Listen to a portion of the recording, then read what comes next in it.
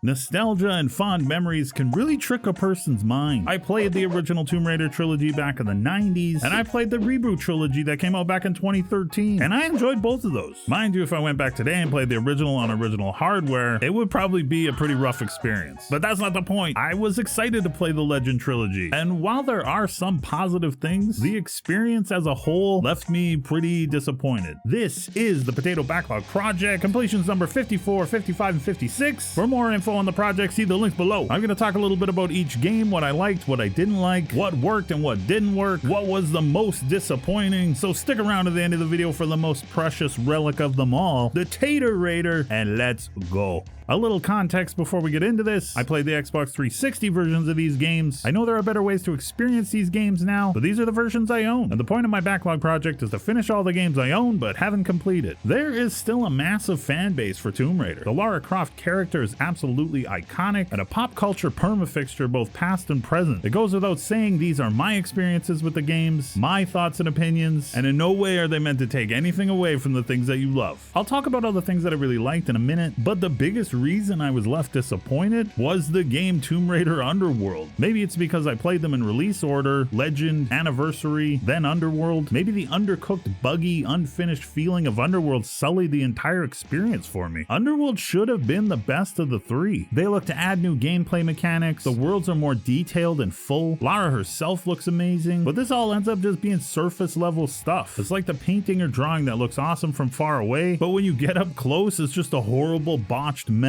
Tomb Raider Underworld is marred by bugs, bad controller response, game freezing glitches that ignored my last autosaves, a very unsatisfying combat system, and one of the worst camera systems I've seen in a game. There's just an overall unpolished feeling about the whole thing. You can't make a game that requires very precise movement and timing and have a bad camera and control build. Research after confirms the development was plagued by issues, and it's unfortunate. It seems that if the game had been given another year, I'm willing to bet it would have been a classic. There are things here that they improved upon. Details like Lara brushing bushes and plant life away as she walks by. The swimming controls here were finally updated and improved. Free swinging on ropes felt a lot better. Lots of smaller things. And it's also visually the best of the three games. Control-wise, I never felt comfortable trying to navigate the landscapes. Randomly falling off things when I should have grabbed on was so frustrating. Proper pre-jump animations not working for certain ledges, making it extremely difficult to properly play the game. They gave Lara a jump kick move and a manual kick move that I'm sure everyone hit by accident a million times while trying to do something as simple as picking up items. Lara's classic dual pistols felt slow in combat compared to the other games. They did give the enemies life bars, which I liked, since in the other games you could shoot something 17 times and never know if it was gonna die. And they tried to introduce a form of melee combat, but it just ends up feeling underdeveloped. It needed a little bit more time to be tightened up. It just wasn't fun fighting anything in this game. I do like that they realized the need to evolve the combat. It had never been the series' strong suit until the reboot, but when you decide you have to release a new main game every year, this is what happens. One good thing from Tomb Raider Underworld is the story. It's the strongest thing across all three games, honestly. I'm a sucker for adventure type stuff like this, Indiana Jones style stories with supernatural things, but enough real world logic sewn throughout to make it fun and anchored in some sort of relatable reality. Anniversary's story actually precedes Legends, even though Legends was the first game released, and Underworld acts as the third part to wrap up the trilogy. Anniversary's story has you chasing a lost artifact from Atlantis, one you come to find out your father was searching for as well. It of course has been broken into multiple pieces, and you follow a trail of clues and sequences through different tombs to reunite the pieces. Legends goes into Lara's search for answers about her mother's apparent death when she was a child. The game has elements from Arthur Legend, Merlin, Knights of the Round Table, Excalibur, that sort of stuff. And Underworld's locations, themes, and artifacts are based on Norse mythology, Thor's hammer, Helheim, and it does a pretty good job of wrapping things up, even though I was beyond frustrated by the time I completed it. I enjoyed the idea that the same stories, legends, and myths are continually told throughout the ages, but just in different ways. Through different cultures, the characters might have different names, but the stories and their values, themes, and lessons, they all hold the same. Unlike the most recent reboot trilogy, this Lara Croft is a veteran Tomb Raider, confident in her abilities. She ends up being pushed to the limit by the main antagonist to see just how far she'll go for truth and resolution in her life. If they ever look to to adapt the franchise into a movie again, I would hope they would take a look at this trilogy for some story inspiration. I think there's a lot here that would translate well into film. The best game of the trilogy is easily Tomb Raider Anniversary. The game took a ton of inspiration from the original game. It's a remake of sorts and has some of the best puzzles and tombs in the trilogy. The controls are responsive and crisp. Lara responds the way you would expect her to while navigating some of the more difficult areas. I didn't worry here that the game would fail me even though I'm pressing and doing the right things. There was a noticeable lack of cinematics when compared to Tomb Raider Legends, but it felt like a conscious decision, as the game lets the gameplay, settings, and activities push a large portion of the narrative. The cutscenes it does have are good, meaningful, and push things along when needed. The puzzles here were challenging and hard in a good way, with some incredibly well thought out areas. I got stuck many times in this game, and the feeling of satisfaction I got when I did figure things out is a big part of the reason I enjoyed it so much. The camera here was decent enough to get through the game without any major frustrations. The worst part of the game for me was the combat. Everything is kind of cheapened by this sort of rage system, where you shoot something enough that it snaps and then charges at you, and then you have a second to hit a button and dodge in slow motion, and then have a timed one-shot kill chance from there. It lacked variety and almost became annoying by the end. The T-Rex was pretty cool though. Unfortunately, some of the bad guy characters aren't given proper boss battles either. Near the end of the game, it relegates the experience down to quick-time button press events, which was disappointing to say the least. But overall, the strong level design with solid controls won me over with Tomb Raider Anniversary. Tomb Raider Legends falls somewhere in the middle of Anniversary and Underworld for me. It was very short, and it seemed to focus a lot more on combat than well-designed puzzle sequences. The story is what kind of carried this game for me. Gameplay-wise, it felt like it ended just as it got going. To rely on so many combat sequences but have the bland, uninspired combat that they did have was pretty disappointing. Holding two buttons and jumping around a bit just wasn't for me. It's amazing that you have this character whose dual pistol weapons are iconic for the look in the franchise, but in total contrast to that look, you have in-game combat that could literally put you to sleep. The game is also marred with a few filler levels where Lara rides a motorcycle and shoots bad guys. They really felt like bad, underdeveloped time sink filler. These sequences were not fun at all. I also had a bad experience with the camera in Legends. While the overall control and feel was decent and playable, the camera added some unneeded frustrations here and there. The game being short and much less puzzle focused probably helped it seem like it wasn't that bad when compared to something like the camera in Underworld.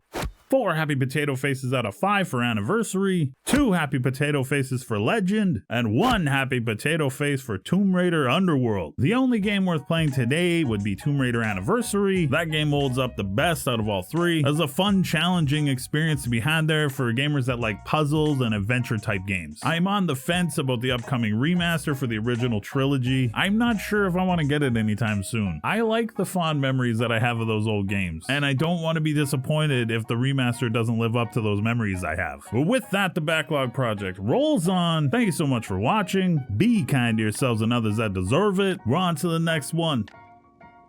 I did the whole thing and didn't hit record. Oh. Boo! Laura responds the way you would... Lara responds the way... Lara? Laura. Lara. Ooh.